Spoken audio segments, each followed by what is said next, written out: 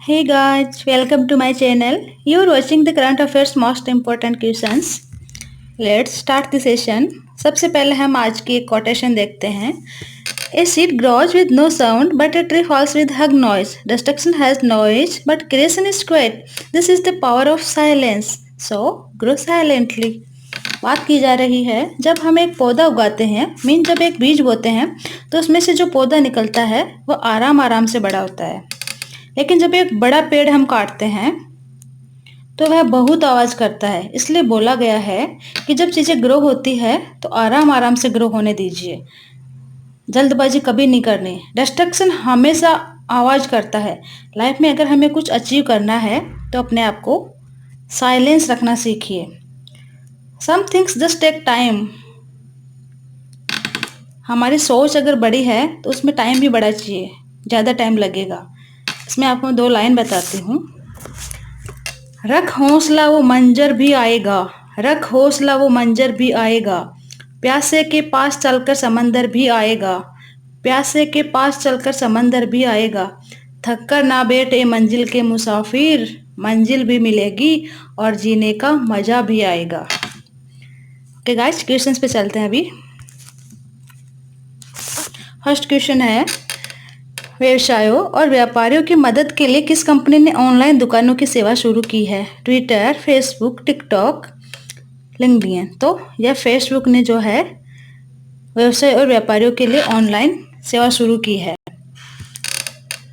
Corona के चलते व्यवसाय और व्यापारियों की मदद के लिए फेसबुक ने ऑनलाइन दुकानों की सेवा शुरू की है, जिसके तहत दुकानदार फेसबुक और इंस्टाग्राम पर अपनी दुकान बना पाएंगे और चीज़ों को बेच पाएंगे।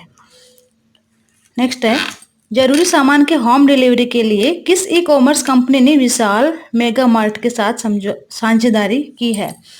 Amazon, AJIO, Flipkart, Snapdeal. तो मेगा मार्ट के साथ जो है फ्लिपकार्ट ने साझेदारी की है। इससे क्या है, दिल्ली के एनसीआर, बेंगलुरु और कोलकाता सहित 26 शहरों में सामान की आपूर्ति होगी।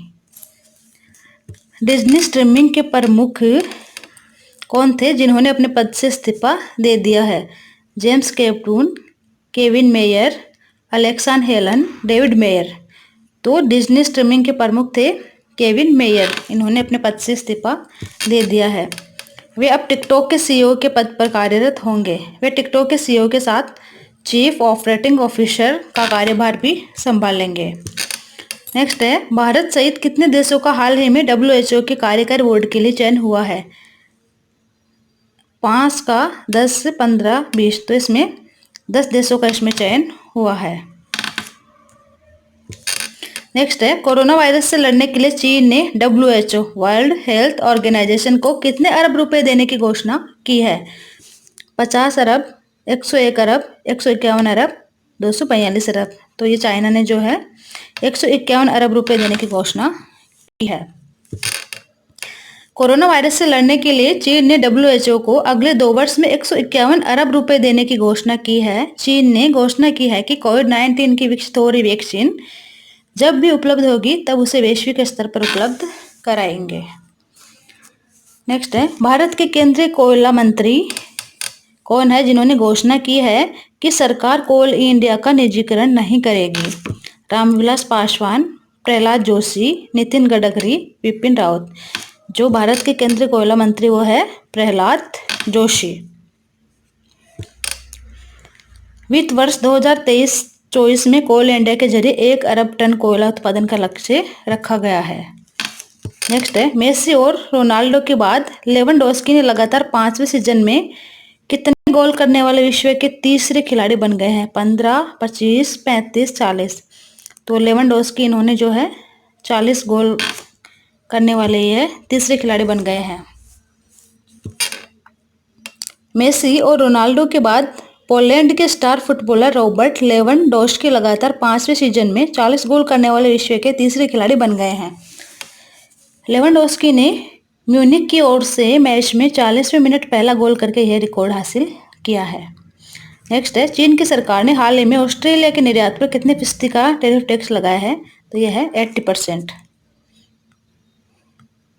नेक्स्ट है, आईसीसी की कमेटी ने फैसला लेते हुए किससे गेंद को चमकाने के लिए पाबंदी लगाने की सिफारिश की है? धागे, रुमाल, थूक, हाथ।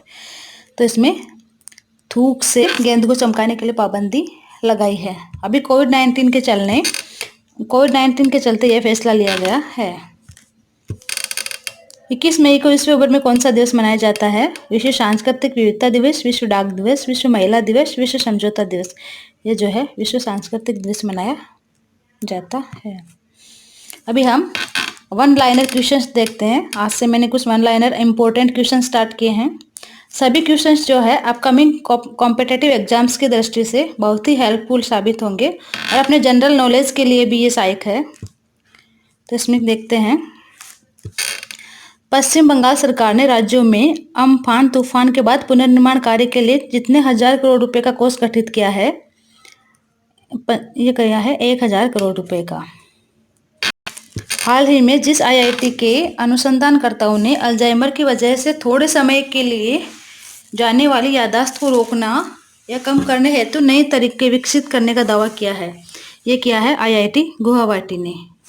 नेक्स्ट है, आरबीआई ने हाल ही में रिवर्स रेपो रेट को 3.75 से घटाकर कितना % कर दिया गया है? ये कर दिया है 3.35। पहले अप्रैल में जो थी ये 4%, अप्रैल में ये 0.25 घटा के किया था 3.75 और अभी ये घटाकर कर दिया है 3.35। ये reverse repo rate, bank rate, ये सभी मैंने लास्ट वीडियो में बता रखा है, तो आप वहां से देख सकते हैं। आरबीआई ने 22 मई 2020 को रेपो रेट में जितने फीसदी कटौती की घोषणा की है, ये की है 0.4%। पहले ये रेपो रेट थी 4.4% और अभी हो गई है 4%। अंतर्राष्ट्रीय जैव विविधता दिवस किस दिन मनाया जाता है? 22 मई को। विमानन मंत्रालय ने लॉकडाउन के बीच किस तारीख से 1/3 घरेलू उड़ानों को फिर से शुरू करने की घोषणा की है? ये जो है 25 मई से। अंतर्राष्ट्रीय चाय दिवस किस दिन मनाया जाता है? 21 मई को। अमेरिकी सीनेट ने जिस देश की कंपनियों को स्टॉक एक्सचेंज से हटाने का विधेयक पारित कर दिया है? चीन।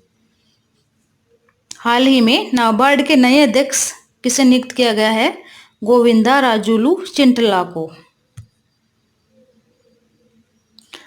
क्वेश्चन फॉर द डे, आपको इसका रिप्लाई करना है।